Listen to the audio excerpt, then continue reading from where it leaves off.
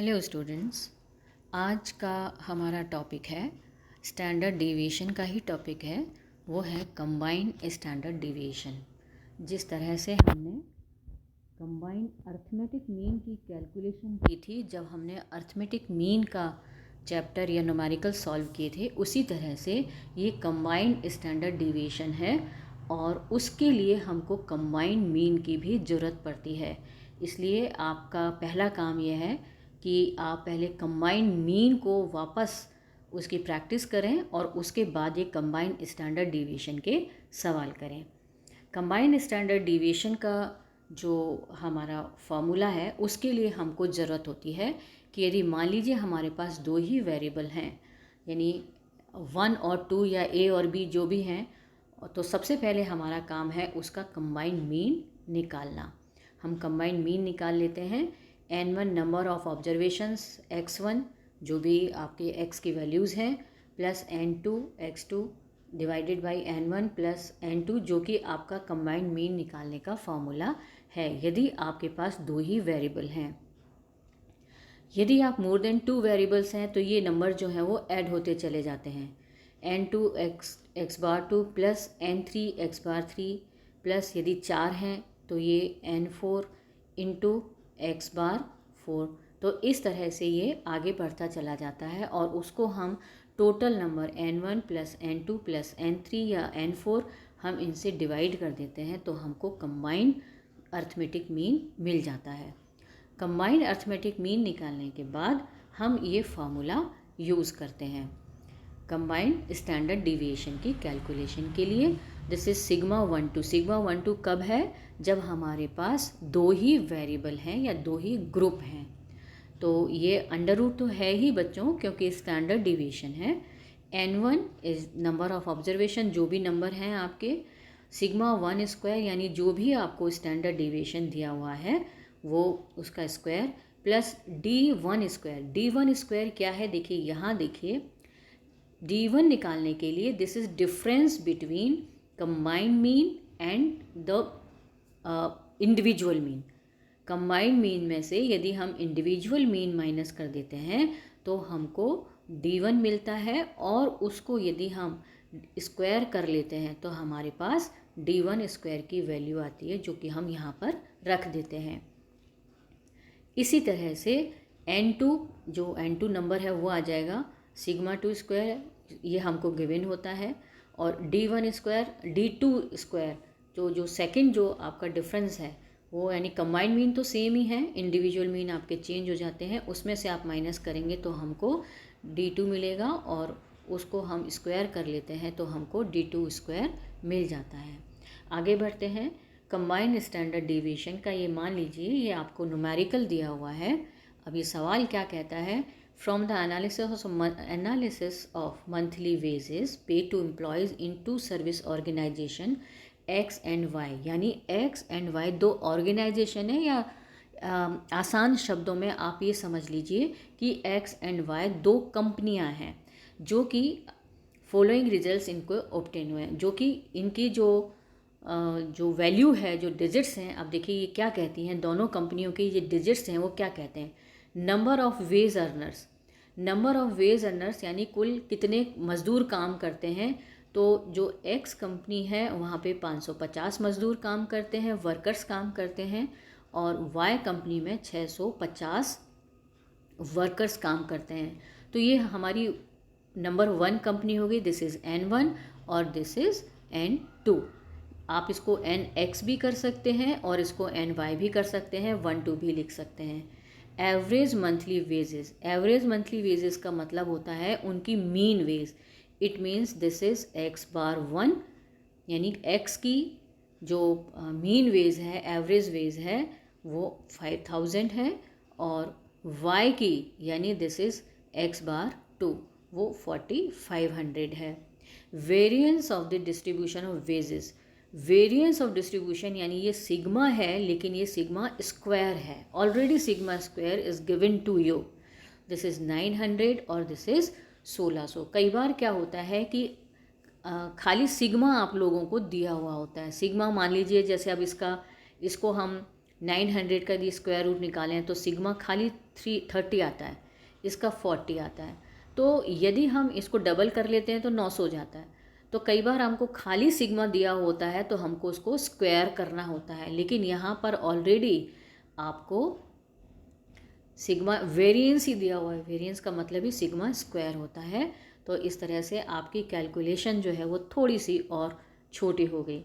Now the question is which organisation pays a large amount as monthly wages. अब इसको मालूम करने के लिए हमको टोटल वेजेस मालूम करनी पड़ेगी। तो टोटल वेजेस मालूम करने के लिए हमारा क्या फार्मूला होता है? दिस इज़ सिंपल, जो कि आपने 7th 8th और 9th क्लासेस में पढ़ा होगा कि एवरेज वेजेस को यदि हम टोटल नंबर से मल्टीप्लाई कर दें तो हमको टोटल नंबर मिल जाता है। तो देखिए, यहाँ लिखने की बजाय मुझे लगता है कि आपको सवाल में और भी ज़्यादा समझ में अच्छा आ जाएगा। अब जो फर्स्ट जो आपका सवाल है कि टोटल वेजेस हमको मालूम करनी है कि कौन सी कंपनी ज़्यादा वेजेस देती है। तो यहाँ पे आपको द टोटल वेजेस कौन सी हैं? अब देखिए, एक्स कंपनी का है N1 इंटू एक्स बार 1, यानी टोटल नंबर 550 है। उसकी जो मेन वेजेस है वो 5000 है। इन दोनों को जब हम मल्टीप्लाई करते हैं तो we get this number. Y की N2 इंटू एक्स बार 2 जो है वो 650 इंटू 4500, इन दोनों को मल्टीप्लाई करके हमको ये नंबर मिलता है। Now compare both this numbers. जब हम इनको कंपेयर करते हैं तो वी फाइंड दैट कि this number is more than this number. So ये बिल्कुल क्लियर है कि ऑर्गेनाइजेशन जो वाई है वो ज़्यादा वेजेस पे करता है एक्स ऑर्गेनाइजेशन की अपेक्षा। नाउ ये तो सवाल का फर्स्ट पार्ट था। सेकंड पार्ट ये है, इन विच organisation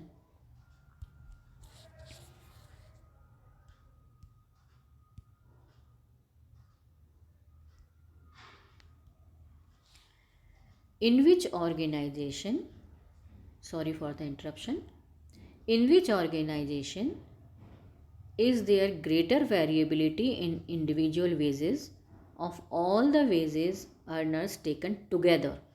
So the question is concerned about the combined standard deviation. तो देखिए, यहाँ पर अब हम combined standard deviation जब निकालते हैं तो सबसे पहले हमारा काम होगा कंबाइंड मीन निकालना, जो कि हमने पहले ही बोला था कि कंबाइंड स्टैंडर्ड डिविएशन निकालने के लिए हमको कंबाइंड मीन की ज़रूरत पड़ती है। कंबाइंड मीन का हमने फार्मूला ऑलरेडी देखा ही था, एक्स बार 1, ये हमने यहाँ पे फार्मूला पुट किया।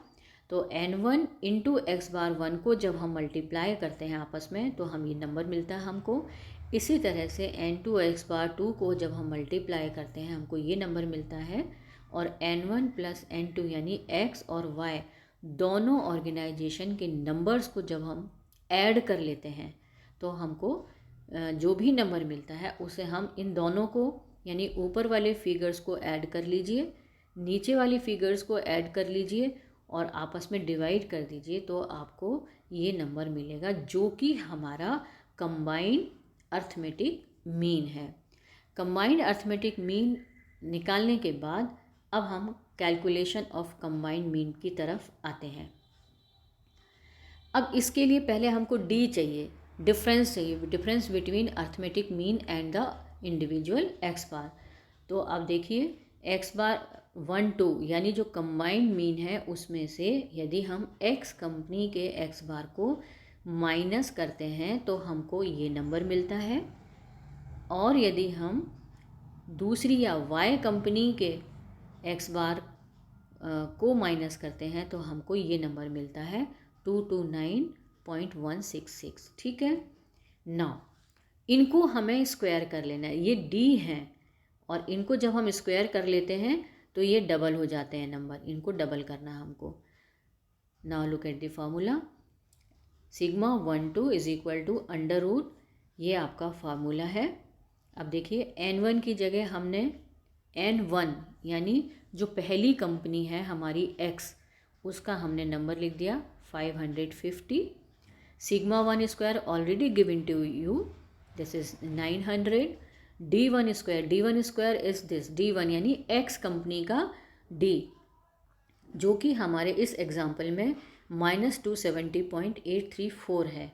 इसको हम डबल करते हैं तो हमको ये नंबर मिल जाता है 73,351.05 प्लस 650. N2 जो है वो 650 है. इसी तरह से आप जो Y ऑर्गेनाइजेशन के जो डिजिट्स हैं वो यहाँ पर लिख लेंगे. D में आपका इसको जो Y कंपनी का है इसको डबल कर लेंगे, स्क्वायर कर लेंगे तो आपको ये नंबर मिल जाएगा. N1 plus N2 550 plus 650.